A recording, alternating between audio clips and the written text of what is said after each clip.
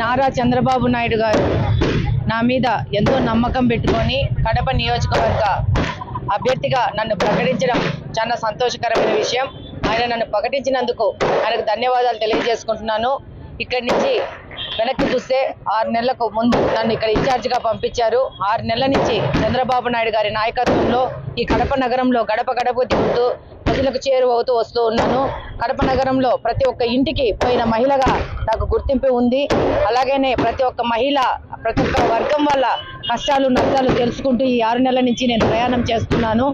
అలాగనే ఇక ముందు కూడా ప్రతి ఒక్కరింటి వెళ్ళి వాళ్ళ సమస్యలు తెలుసుకొని రేపు ఎలక్షన్లో ఖచ్చితంగా పోరాడి గెలిచి రేపు కడప నగరం యొక్క స్వచ్ఛంగా శాంతియుత వాతావరణంలో కడప నగరాన్ని తీసుకొచ్చే విధంగా బాధ్యతగా పనిచేస్తాను ఈ సందర్భంగా తెలియజేసుకుంటున్నాను. అలాగనే కడప నగరంలో మహిళలకు ఎన్నో కష్టాలు ఉన్నాయి.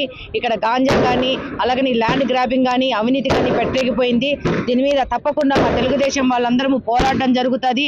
అలాగనే ప్రశాంతమైన నగరంగా కడపను తీసుకొచ్చి మహిళలకు చాలా సురక్షితమైన నగరంగా కడపను తీర్చిదిద్దుతాము. అలాగనే కడపలో కాలువ సమస్యలు కానీ రోడ్డు సమస్యలు కానీ వీధి లైట్ల సమస్యలు కానీ చాలా ఉన్నాయి. ఇవన్నీ కంప్లీట్గా పూర్తి చేసేదానికి నేను ప్రయత్నిస్తాను గెలిచి ఇక్కడ. అలాగనే కడపలో ఎంతో మందికి ఈ జగన్మోహన్ రెడ్డి ప్రభుత్వం పింఛన్లు కట్ చేయడం జరిగింది. అలాగనే వికలాంగుల పింఛను ఒంటరి మహిళ పింఛన్లు కట్ చేయడం జరిగింది. వాళ్ళ పింఛన్ల కోసం వెళితే ఇప్పుడు ఉన్న ఎమ్మెల్యే గారు వాళ్ళని చాలా దుర్మార్గంగా మాట్లాడడం కూడా జరిగింది. వాళ్ళందరికీ మేము ఆసరాగా ఉండి వాళ్ళందరికీ పింఛన్లు ఎక్కించడం కానీ ఈ యొక్క బలుగు బలహీన వర్గాల అభ్యున్నతి కోసం పోరాటం జరుగుతోంది. తప్పకుండా కడప నగర ప్రజలందరూ నా మీద నమ్మకం ఉంచుకొని ఒక మహిళగా సున్నిత స్వభావాలుగా వెళ్ళి ఈ యొక్క కడప అభివృద్ధి కోసం పనిచేస్తానని వాళ్ళకి విజ్ఞప్తి చేసుకుంటున్నాను. కడప నగర ప్రజలకు నేను మరొకసారి విజ్ఞప్తి, ఈసారి తెలుగుదేశం ప్రభుత్వంకి సైకిల్ గుర్తుకు ఓటేసి మహిళగా నన్ను గెలిపించాలని కోరుకుంటున్నాను. Thank you.